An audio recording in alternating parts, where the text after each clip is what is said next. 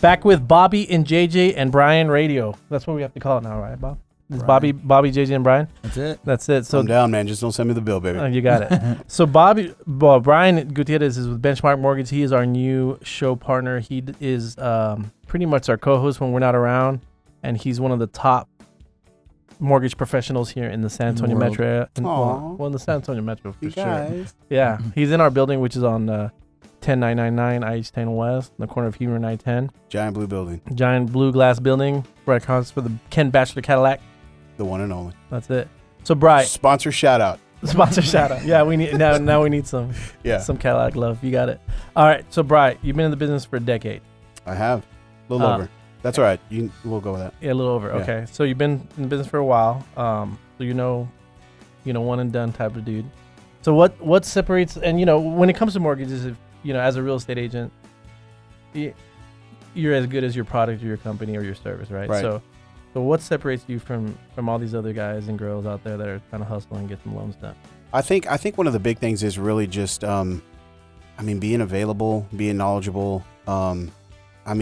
Delivering when you say that you're going to deliver. I think that's probably one of the scariest things, right? As real estate agents, they'll come in and they'll say, we need to get this done on a certain deadline. And some people, overpromise and underdeliver. So it's about also communicating and setting expectations. So we do that on a regular basis. But I think more importantly, man, is just, holding myself accountable, my team accountable, and really just, making it a seamless transaction for the buyer as well as for the agent.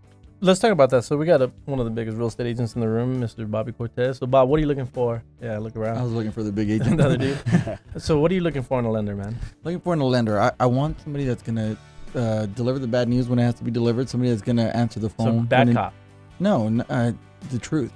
Most loan officers like to say, yeah, we can do it. And not just to get the deal. Just to get the deal. Right. And hope that it closes. How often do you get that? It's common. Yeah, what do you think they get out of that? You give them a lead. It's a shot. They're taking a shot, and hopefully it closes and they get paid. But when you take a shot, you're taking a shot with not only your time, you're taking a shot with the client's time and their money. And their money, because they're putting down earnest money that's in jeopardy, inspection, option appraisal. money, appraisal money, and that's just to see if it might stick type of thing. And that's kind of your pet peeve, right? When it comes to lending.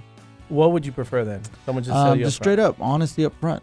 If there's an issue with their credit or if there's an issue that they got to clean up, have them clean it up first, and then let's try them again in 2 or 3 months. Brian, do you have a solution with that? If a real estate agent gives you someone that's not quite ready, what do you do with it? Again, it's just being completely upfront and honest with them. I mean, if it doesn't work, I'm going to be that person to say, hey, I wouldn't put them in your car yet, or I wouldn't meet them at a house yet, just because there's a few hurdles that I see, some traps that I see that I need to spend some more time with.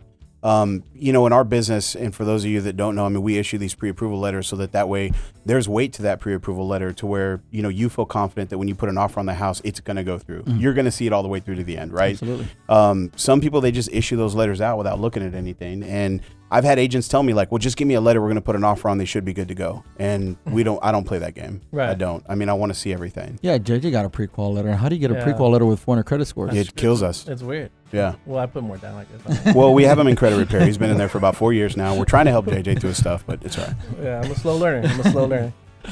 So besides the servicing of real estate agents, which you guys obviously do incredibly, what's the follow? Like, what's your follow-up system? Because another thing that I think that Bobby and the team, we have a full team of staff that are dealing with our clients directly.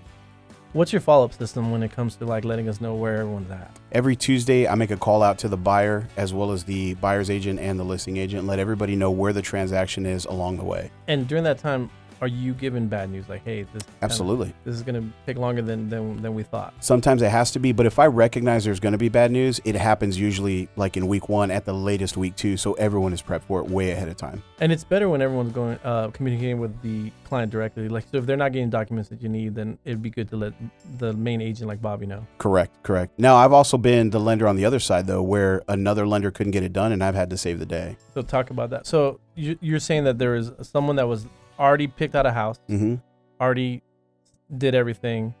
How far along into the transaction were they? About 2.5 weeks. So they're past the inspection period at that point. Right, almost past the third-party financing too. All right, so for any listeners that don't know, you have about 21 days.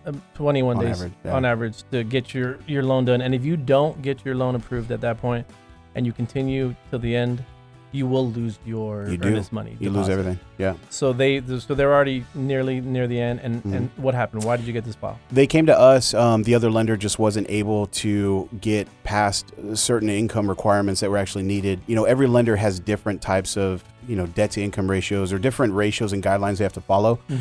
We kind of stretch the envelope a little bit just because that's just how we are as a lender.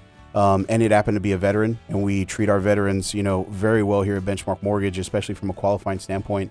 And ultimately what we did was we took that loan on and we were able to close it 2 weeks later. So we had to still go over the contract because, like I said, it was about 2 or 3 days. Sure. But we got the deal done and took care of it. So they're 2.5 weeks in, and then you grab it, and then 2 weeks from then you closed it. Correct. Where the other lender was actually declining it.